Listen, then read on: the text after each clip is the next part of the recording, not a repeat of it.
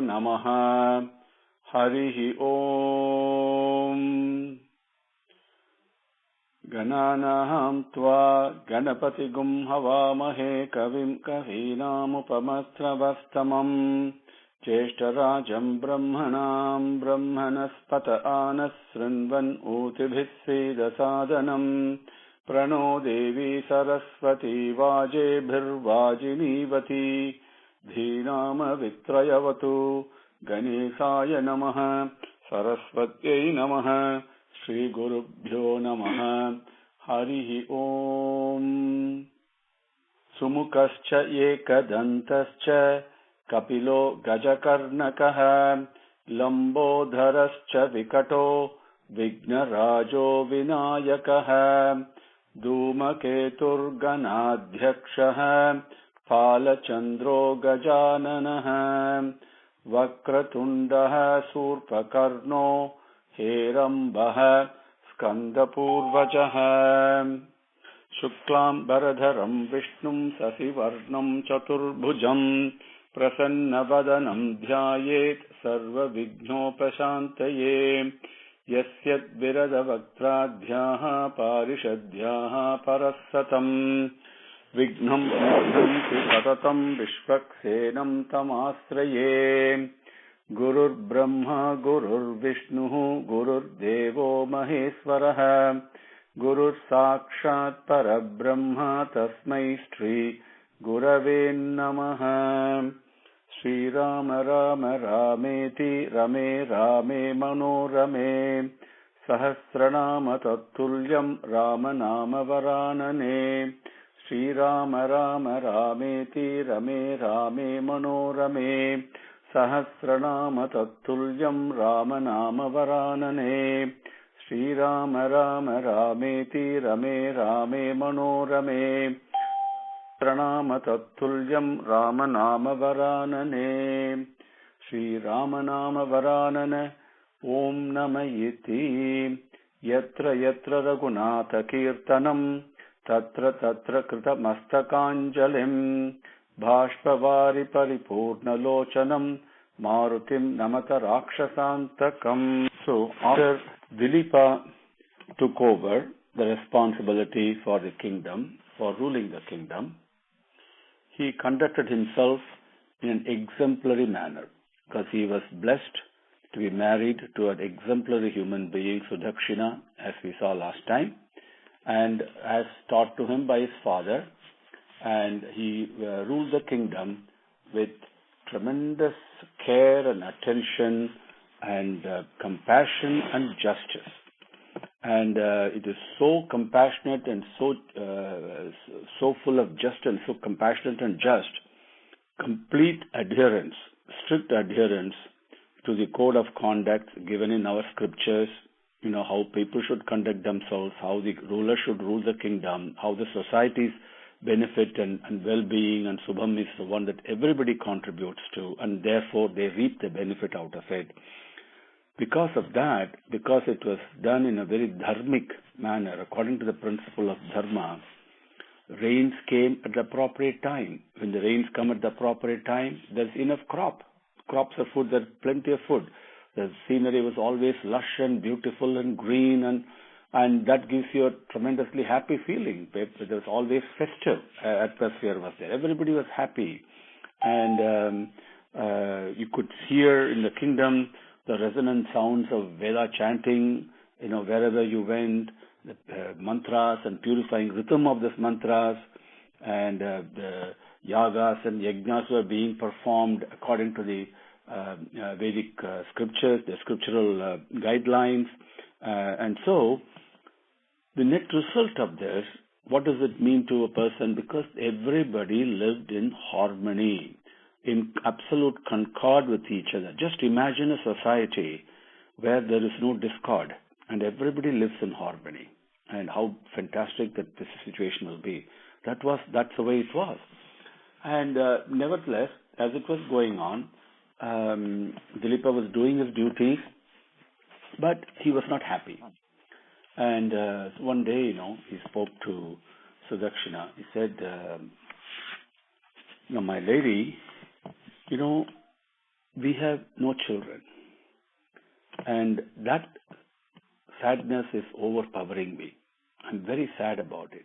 Not for myself or not for you. Not that you and I don't have a child, but I'm really concerned about who's going to look after the responsibility of caring for and taking care of the citizens of this country, this huge, vast country.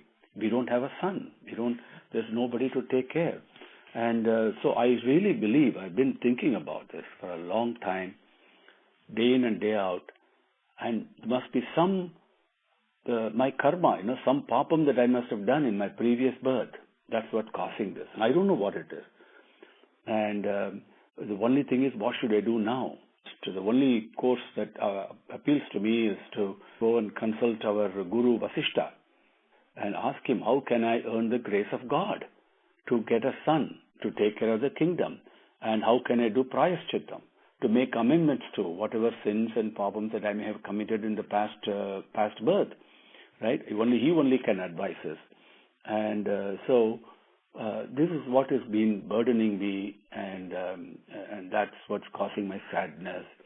But now, what do you think is the best way to approach? What is your opinion? He was asking. And Sudakshina did not even hesitate to answer. He said, "Oh king, the same fear I also have. I am also afraid. I'm also worried that there is no one after us to take care of this kingdom and our people. I'm really worried about it. But I've been submerged in grief, even though I've been kind of bottled up within myself, because I could not share it with you unless you prompted me to.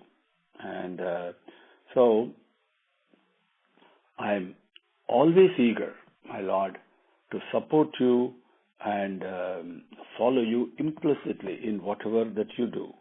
And why should we delay? Let us go and see Vasishta right now." She says that.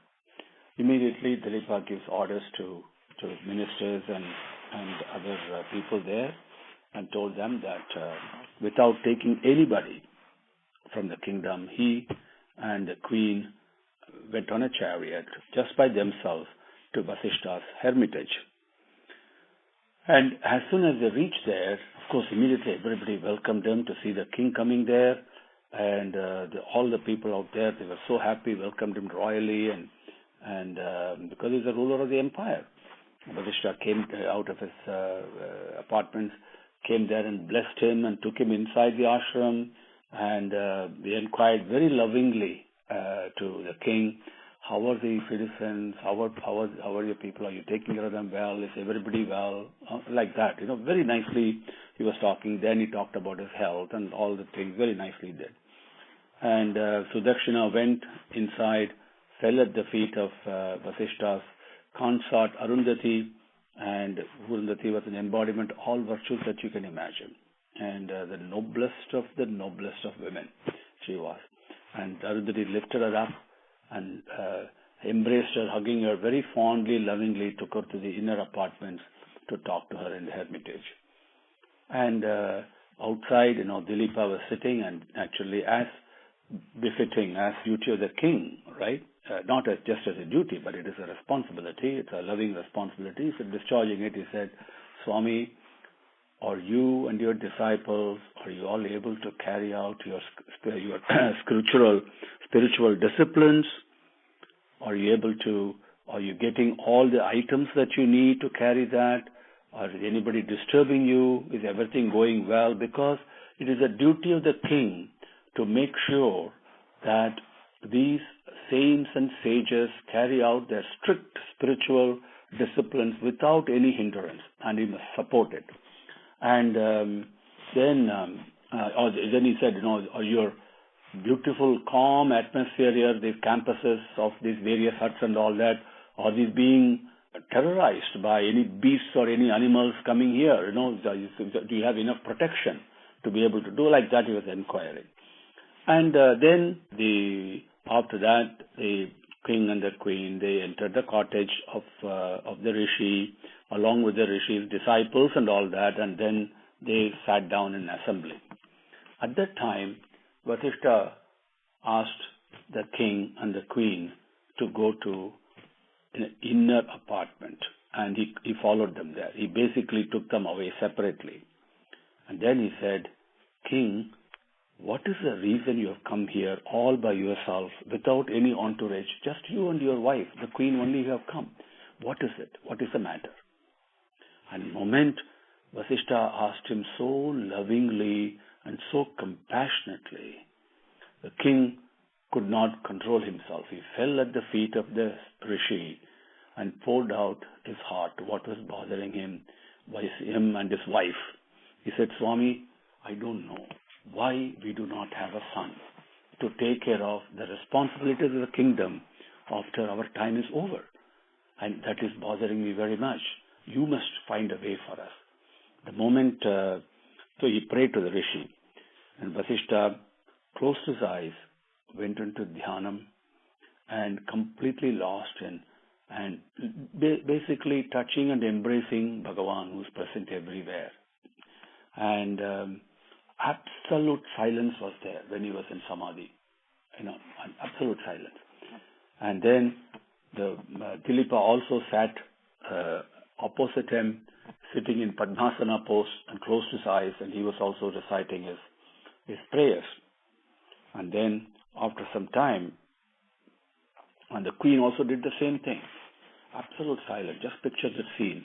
Then Vasishtha opened his eyes after some time and said, O Maharaja, the will of God can be thwarted by no man. By no man. Whatever his might be, whatever his power may be, I have no power to override the decree of Bhagavan. I cannot manifest enough grace to overcome that. Through my blessing, to remove what has befallen you and give you the son that you desire. You know, you have drawn yourself a curse. He said, a curse. On one occasion, you were returning to the kingdom. At that time, you were going on the road. On the side of the road, underneath a tree, in the shades of a tree, was lying, taking rest, was Kamadhenu herself. But you saw her. Your eyes fell upon her. You did see her. But you did not stop and pay respect to her. Proper respect, proper homage that you must do. And Kamadhenu was quite hurt by that. Not only for itself, but it was hurt even by the implied and potential consequences of your act. Because when the ruler himself deviates from the strict scriptural codes of conduct and does not revere or support Vedas, does not respect cows, then what will the citizens do? Very soon they will also start doing the same thing. Then what happens to dharma? Dharma becomes weak. That is what she was afraid of. So immediately she pronounced a curse on you, saying that you will have no son. Then she also said that, however, when you take the advice of a guru and with absolute humility and reverence start to serve a cow and worship her in gratitude, because that's what we should do. The cow worship is not something to be joked about. It's something we should worship with absolute reverence. And then that curse will be rendered useless, like the curse will be over at the time. And then you will be rewarded with a son after that. So what you do, Maharaja, Vasishtha said, now worship the cow from this moment onwards. You know what? With your queen, you do the worship like a grihastha. You must do that. And according to the guidelines and the rules and the instructions and the commands given in our scriptural texts, in the Vedas and Upavedas and all that, then you are certain to have a son. And now you know what? Now the hour is near. We are getting close to the time when all the cattle will be returning to the hermitage. Along as part of that cattle will be my cow Nandini. Nandini is none other than the daughter of Kamadhenu. And so that Nandini is also coming in that thing. So take her and go and worship her, right, starting this moment.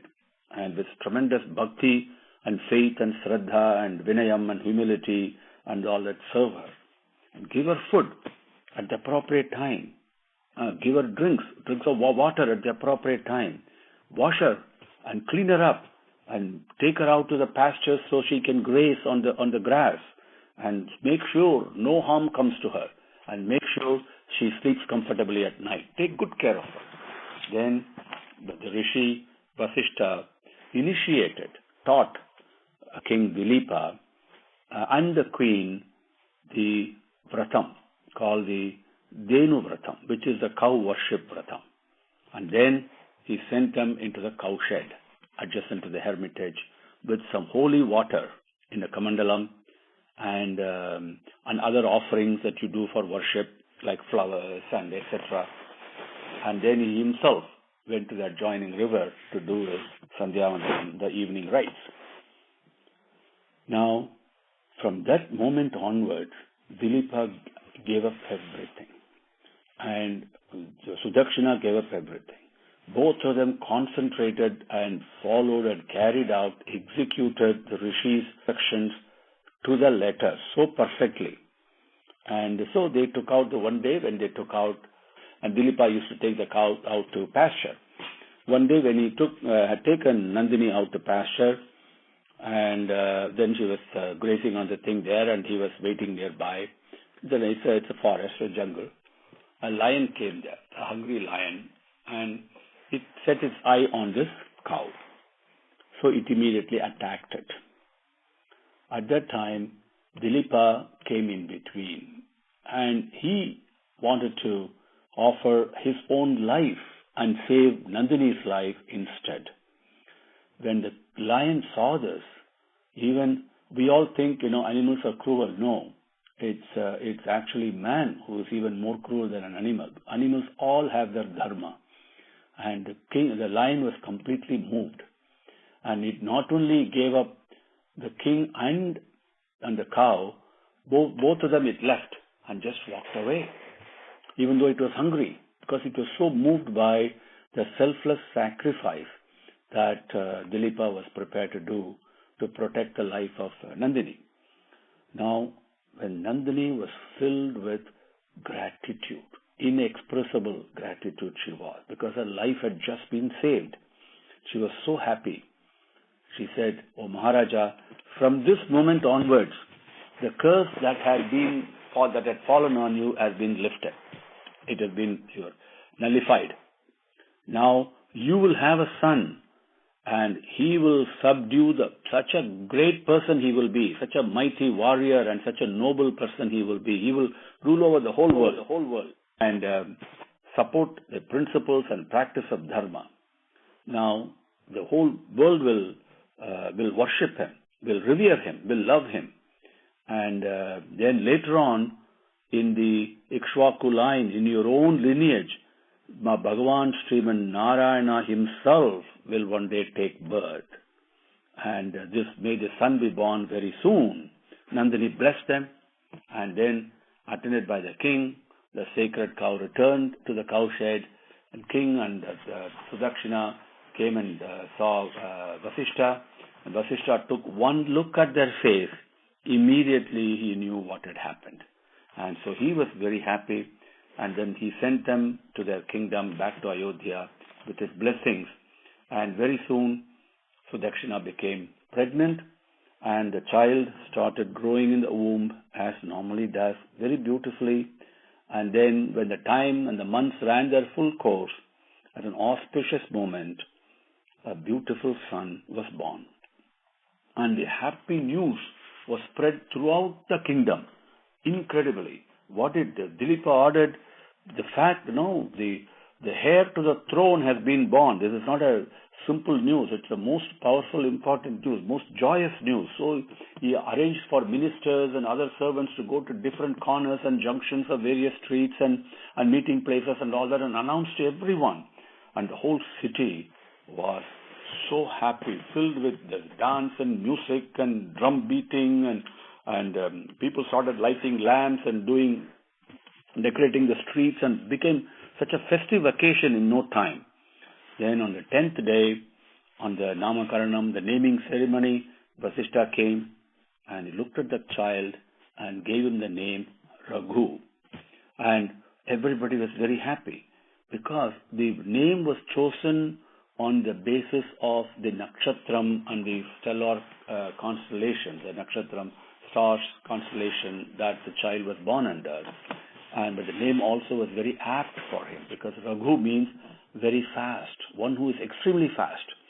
And so the name suited him very much. Of course, the child grew very nicely, learned all the skills, not only the arts and sciences and archery and the warriors and administration skills and all that, but he also learned the most fundamental lesson of them all, that to care for and take care of the citizenry. Okay, that selfless look and outlook towards managing, towards administering, with the key foundation, the cornerstone on which our whole culture has been built. So that he learned one night, and no one knows why it happened. And why the Dileepa was talking to his wife Sudakshina, and he said, I've achieved many things. Lots of victories I've achieved, fought and won many battles, and done many yagams and homams and all that, triumphed over many, many people. Now we also have a beautiful son who has grown, become a youth, very capable. He is now, he's become a prince and he's taking care of helping me in all the administration and all that. Such a precious gem he is. We have really nothing more to gain. So time has come for us to retire to the forest and spend the balance of our life in the thoughts of Bhagavan, thoughts of God. We need to move in society, in a group of people where we have nothing but, darshan, sparshan and sambhashan of Bhagavan. That's all we need. We got to listen to their teachings. Sravanam we must do. And then we need to do mananam. We need to reflect on that, understand it, and put it into our practice, nididhyasanam. So that is the stage where we are. So it is time for us to retire, give up this responsibility to the kingdom on the shoulders of our son, and we need to retire. What do you say? And the queen immediately agreed. She said, Swami, what you say is exactly correct. When a wife agrees with a husband's point of view or a decision, the decision is doubly strengthened, because even the husband also feels recharged, additionally charged. And that's what happened to Dileepa. So Dileepa next day called all his ministers, chief ministers, everybody, and announced them, what, this is what I have decided. I hope you all will agree. And they all agreed. They all fully understood the dharma behind what the king was doing, because he was also getting older.